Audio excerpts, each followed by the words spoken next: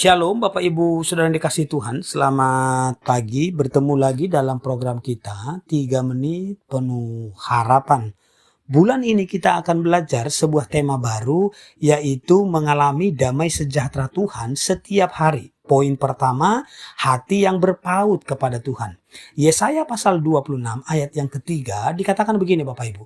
Engkau akan menjaga dengan damai sejahtera yang sempurna orang yang hatinya tetap berpaut kepadamu sebab ia percaya kepadamu.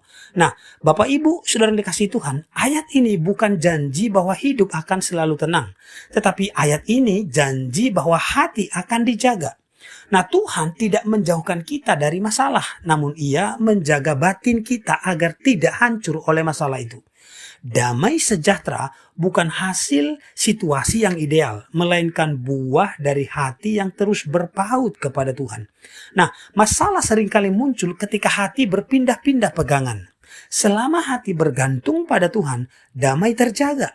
Begitu fokus bergeser ke masalah, ketakutan, atau kendali diri sendiri, damai mulai mengalami kebocoran. Nah, berpaut kepada Tuhan berarti menjadikan Dia pusat kepercayaan kita setiap hari. Kita tetap bekerja, kita tetap berjuang, dan menghadapi kenyataan hidup, tetapi hati tidak boleh dikuasai oleh rasa cemas. Banyak orang lelah bukan karena terlalu banyak masalah, tetapi karena memikul semuanya sendiri. Saat hati belajar bersandar kepada Tuhan, beban yang sama akan terasa berbeda. Damai sejahtera bekerja bukan dengan mengubah situasi secara instan, tetapi dengan memberi ketenangan di tengah situasi yang sulit. Inilah damai yang dijaga Tuhan, tenang di dalam meski keadaan di luar belum berubah.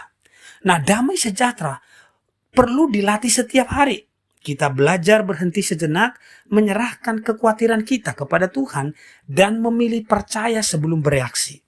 Saat hati terus dilatih untuk berpaut, damai bukan sesuatu yang langka, melainkan pengalaman harian yang nyata dalam hidup orang percaya. Saya ulang Bapak Ibu, saat hati terus dilatih untuk berpaut kepada Tuhan, damai bukan lagi sesuatu yang langka, melainkan pengalaman harian yang nyata dalam hidup orang percaya.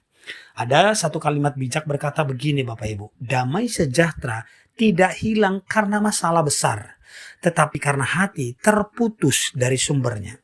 Nah, kesimpulan dari firman Tuhan buat kita di pagi hari ini, damai sejahtera bukan soal menghilangkan masalah, tapi soal menjaga keterhubungan dengan Tuhan. Hari ini, jangan hanya bertanya, mengapa hidupku berat? Tanyakan juga, hatiku apakah masih terpaut atau sudah berjalan sendiri? Saat hati kembali berpaut kepada Tuhan, damainya kembali menjaga pikiran dan perasaan kita setiap hari. Amin. Demikian kebenaran firman Tuhan. Semoga memberkati kita dan shalom.